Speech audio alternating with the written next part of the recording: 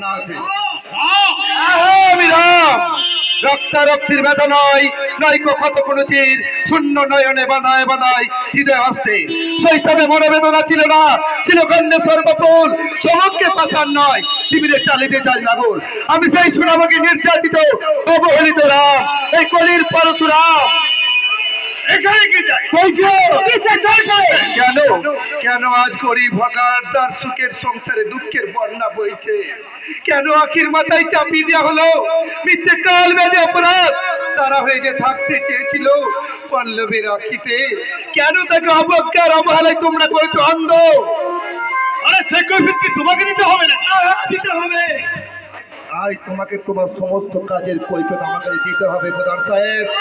না, চোখ রাঙিও না প্রধান সাহেব, চোখ রাঙিও না। তোমার এই চোখ রাঙানোকে ভয় করি না। আমার মতো হাজার হাজার বেকার যুবকের মেরুদণ্ড ভেঙে দিই। আজ তুমি ক্ষমতার উচ্চাসনে বসেছো, দিনের পর দিন চাকরি হওয়ার তো লোক দিকে আমাদের করছো পঙ্গ, আমাদের করছো বিকলাঙ্গ। কিন্তু আর নয়, যুবশক্তি আজ আগ্নেয়গিরির মধ্যে ফেটে পড়েছে। তোমাদের ওই যুবশক্তি আজ আগ্নেয়গিরির মধ্যে ফেটে পড়ে তোমাকে উচ্চতার সীমান্তের শিখর থেকে টেনে হেঁটে নামে এই পাথর চুলোয়। তুমি এখন আমাকে চিনো না রাম। যদি বলি ওই মেয়েদের বিদ্যুৎ থেকে, যদি বলি সমুদ্রের গর্ভে থেকে উঠে আসা অক্টোপাসের বাহু থেকে,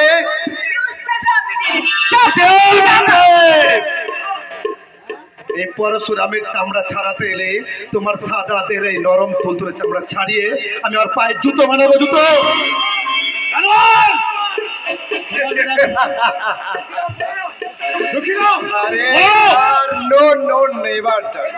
যে রাম কি ডাকো না কেন, মনে রাখো আমার নাম পরশুরাম। জবাব দাও, জবাব দাও, তুমি সাধু সামন্ত, জবাব দাও। কেন আখিকে চোখের জল ফেলতে ফেলতে তোমার এই বাড়ি থেকে তুলে যেতে হয়েছে? কেন করবি সুখের সংসার ভেঙে দিতে দিবলাপ করছো আমার কুটে? কেন করবীর মাথায় চাপিয়ে দেওয়া হলো মিথ্যে কাল ব্যাধি অপরাধ? তারা হয়ে থাকতে চেয়েছিল পল্লবের আখিতে। কেন কেন তোমরা অবজ্ঞা অবহেলা করে তোমরা অন্ধ?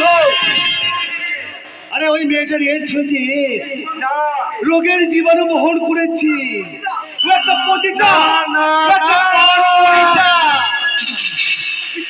আমি বিশ্বাস করি না, আমি বিশ্বাস করি না।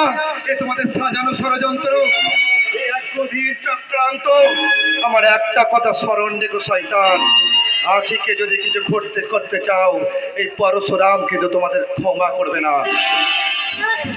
প্রয়োজন হলে তোমাদের এই দুটো গোবর ভরা মাথাগুলোকে আমি চিড়িয়ে চ্যাপটা করে একেবারে